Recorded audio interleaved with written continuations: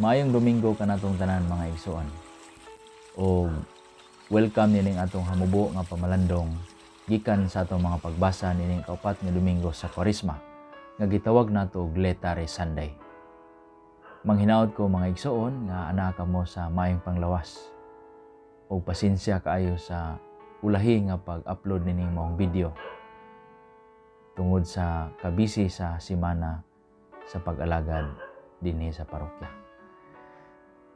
So, ang pulong letare nagpasabot rejoice kon pagsadya.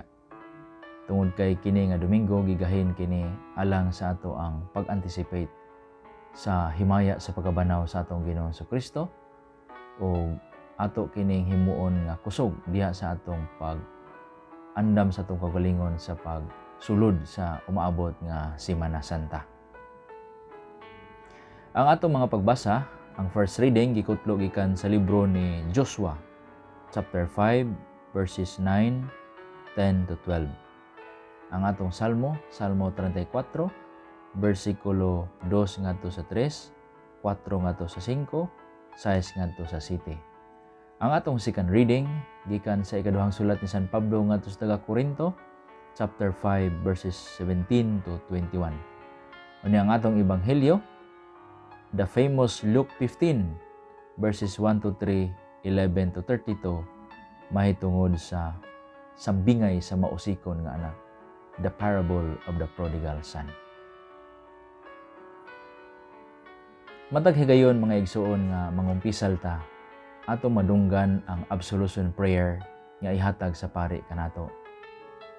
Ang pagampo nag-ingon, ang Dios Amahan sa tanang kaluoy, mipahuli sa kalibutan ngadto kaniya, pinaagi sa kamatayon ug pagkabanaw sa iyang anak, ug mipadala sa Espiritu Santo nganhi kanato alang sa kapasayloan sa mga sala. Kining first line sa pagampo mga igsoon nag-summarize sa punto sa atong mga pagbasa niining Dominguha. Sugod pa sa sinugdan mga igsoon, kalipay na gyud sa Dios kanang ang tao mahuas sa kalisod. Diya sa atong first reading, atong nadunggan nga ang mga katawhan sa Israel nagmalipayon sa ilang pagpuyo dito sa Kanaan. Tungod kay nagpuyo na sila sa kinabuhi nga gawasnon ug nagkaon na sila sa bunga sa ilahang pagpanguma. Busa ang Dios nag-ingon ngadto kang Josue, karong adlaw giwagtang ko ang inyong pagkatinamay ingon nga mga ulipon sa Ehipto. Sayod sila unsa kalisod ang kinabuhi sa Ehipto. Sila mga piniriso o dinaog-daog. Apan karon nga naa na sila sa Kanaan, ilang gipuy-an ang malipayon ug buhong nga kinabuhi. In biblical reading, ang kinabuhi sa Egypt usa man ka image sa kinabuhi sa pagpakasala. Lisod kaayo, gutom, dinaog-daog, anaa sa kangitngitan. Ug ang kinabuhi sa Kanaan, mao man ang kinabuhi sa grasya ug pasaylo. Diin sila buhong sa grasya, kaluoy ug paghigugma sa Dios. So dinhi makita nato mga igsoon nga sa sugod pa sa sinugdan, kalipay na gyud sa Dios Amahan nga ang iyang piniling katawhan malibre sa mga kasalanan ug mga kasakitan.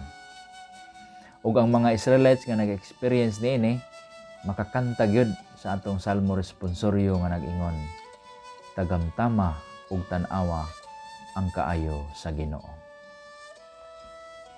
Niini nga pagsabot mga igsoon atong i-apply diha sa sambingay nga atong nadunggan sa ebanghelyo mahitungod sa anak nga mausikon. Atong nadunggan nga ang anak nga mausikon nakahukom nga mopauli sa iyang amahan. Ug malipayon kayo ang amahan nga midawat kaniya. Gani duna pay welcome party. Kay matod pa sa amahan magsadya ta. Kay kining akong anak namatay apan nabuhi pag-usab. Nawala apan karon nahikaplagan. Matod pa mga igsoon, kini nga sembingay mamahimo mang tituluhan the parable of the prodigal father. Kay ang amahan man di ay maoy nag-usik-usik sa iyang paghigugma o pagpasaylo ngadto sa iyahang anak. Mga igsoon, kining prodigal son, kining mausikon nga anak, mamahimo nga ako kini, mamahimo nga ikaw, mamahimo nga kitang tanan. Apan ang maayong balita, mga igsoon, nga aduna kitay Dios nga amahan nga maluluyon sa tanan. Siya usab prodigal father. Kanunay siya nag-welcome kanato kung mupauli ta sa iyaha diha sa mahinulsulon nga kasing-kasing. Busa ang ato ang challenge mga igsoon, maong giingon ni San Pablo sa ato ang ikaduhang pagbasa nga nag-ingon, sa ngalan ni Jesucristo, hangyoon ko kamo, pakighiuli kamo sa Dios. So mangutana ta mga igsoon karon sa atong kaugalingon, na may mga higayon nga ako nibiya sa Dios ug nagpuyo sa kasalanan. Unya kung do naman, nan karon mao na ang panahon nga mopauli ta sa atong langitnong amahan. Ang atong kasinatian magtug-an nato nga dili gyud dalim kanang magpuyo ta sa kinabuhi sa kasalanan. Ang atong konsensya hasol kaayo, di ta kaampo og tarong, bikil ang atong mga relasyon, hadlok ta nga maabdan sa kamatayon, kay kahibaw ta nga dili ta andam.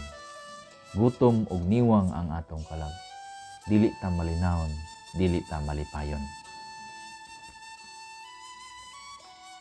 Basin makapangutana mo, Pader, unsaon man nga among buhaton aron nga makapauli kami sa among mahigugmaong amahan? Ang tubag mga igsoon, muduol ta, mudawat ta sa sakramento sa pagkumpisal. Kay pinaagi man gyud sa kamatayon o pagkabanaw ni Hesus, nahimugso kining mga sakramento sa simbahan, apil ang sakramento sa kapasiluan sa atong mga sala, tungod sa pagpadala niya sa Espiritu Santo. Munang diha sa atong pagpangumpisal, madungog na to ang absolution prayer nga nag-ingon, ang Dios Amahan sa tanang kaluoy, mipahiuli sa kalibutan ngadto kaniya, pinaagi sa kamatayon ug pagkabanaw sa iyang anak, ug mipadala sa Espiritu Santo nganhi kanato alang sa kapasayloan sa mga sala. So mangumpisal ta mga igsoon, labi na nining panahon sa Kwaresma ning hiningat na ang Semana Santa.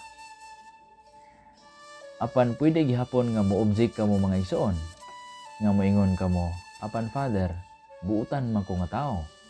Wala man ko sukad ni biya sa balay sa atong amahan. I have never been into a sinful life. Ako man gipaningkamutan ang pagsunod sa mga kasuguan sa Dios. Nagsimba ko matag adlaw. From time to time gapangumpisal ako. Nan karon unsa may akong buhaton? Una sa tanan mga igsoon, kung mao kana, nan salamat kayo sa Dios. Ang tubag mga igsoon, ikaw magampo kanunay alang sa conversion sa mga makasasala. Pray for the conversion of sinners. Tabangi ang mga makasasala nimo nga mga igsoon nga makapauli sa balay sa atong langitnong amahan, pinaagi sa pagdangup sa kumpisalan. Ampingi nga dili ka mahulog sa litag, kining gitawag nato nga self-righteous. Kanang simbahon ang kaugalingon imbis nga ang Dios. Ug dili nato hukman, paningkamuti nga dili nimo hukman ang mga makasasala nga sila wala nay paglaom ug dili sila angayan nga mudawat sa Dios nung kaluoy. Ang kamagulangan nga anak sa atong sambingay nahimo siyang self-righteous. Wala na niya ang kuna ang iyang igsuon nga makasasala. Napungot siya sa welcome party nga gihimo sa amahan. Ug nangwinta siya sa iyang performance isip magulang. Tay, nining milabay nga mga katuigan, wala gayud ako makasupak sa imong mga sugo. Apan wala gid ko nimo tagay bisag nati nga kanding aron magpista kami sa akong mga higala. Apan kining imong anak nga nagwalda sa imong kabtangan nga uban sa mga dawtang babae, pag uli niya, imo nung giihawan sa linaming nga nating baka. So nakapangwinta kining magulang nga anak, mga igsoon. Kining pagkahimong self-righteous is a subtle temptation for us Christians who always come to church. Mao ni ang pinaka kusog nga tentasyon alang kanato nga kanunay nga simba. Ato ni siyang bantayan mga igsoon kay diha sa pagkatinuod wala gyud tay angay ikapanghinambog. Kay kining pagkabuutan nga nasa atoa gikan man gihapon ni sa Dios. Dili man ni bunga sa atong kaugalingong paningkamot. Grasya man kini gikan sa Dios. So busa ang atong himuon unta kanang mapariha ta sa atong maluluyon nga amahan. Maluoy ta sa uban. Dili ta mahimong judgmental. Matud pa ni Bishop Robert Barron, the entire point sa religion mao kanang mahimo kitang mapobsanon at ubangan sa Dios ug musubay kita sa dalan sa paghigugma. Like ang tanan nga atong gihimo sa simbahan, ang atong liturhiya, pag-ampo, nobina, mga kasuguan sa simbahan, 10 Commandments, sacraments, sacramentals, anaa siya diha sa simbahan para mahimutang mapaubsanon ug mahigugmaon nga mga alagad sa Dios. Kung kini nakapahimo nato nga dili mapaubsanon ug dili mahigugmaon ug maluluyon, nan matod niya, we are entirely missing the point of religion. Hinaot unta diay mga igsoon nga nahimutang mapaubsanon ug mahigugmaon tungod sa atong pagkahinimbahon. So kana ang atong matun-an gikan niining kamagulangan nga anak sa amahan sa sambingay. Diin kining amahan ni puyok-puyok sa iyang kamagulangang anak. Dong, ikaw kanunay uban kanako. Ang tanan nga ako imuha. Apan kinahanglan ta maglipay kay kining imong igsuon namatay og nabuhi pag-usab, nawala og nahikaplagana. Like dili ta ma-insecure kung dunay badlungon nga magbinuotan, kung dunay makasasala nga moduol sa simbahan, hinuon mo tabang tag-facilitate, dili nato sila pasagdan. Kinahanglan kitang tanan magtinabangay haron makabalik kita sa atong maluluyon nga amahan. Busa mga igsoon, kung nakita nimo nga imong kaugalingon usa ka prodigal Catholic, then it is time to go home sa atong amahan pinagi sa pagduol sa kumpisalan. O kung nakita nimo ang imong kaugalingon nga usa ka matarong nga Katoliko, virtuous Catholic, then paningkamot usab nga ang imong mga igsoon nga makasasala imong madala pauli sa Dios Amahan pinaagi sa kumpisalan. Ayaw silang pasagdi nga maglunang sa kasalanan. Tabangi sila makahibalik. Pray for them always. Ug ikalipay ang ilahang pagbalik sa Dios Amahan. Ikalipay ang konbersyon sa mga makasasala. Magkigpista kita sa langit uban sa tong igsuon nga makasasala nga moduol sa kumpisalan. Daghang salamat mga igsoon sa inyong pagtan-aw. If you find this video helpful sa inyong faith life, please subscribe to my YouTube channel and please don't forget to hit the notification bell for future videos.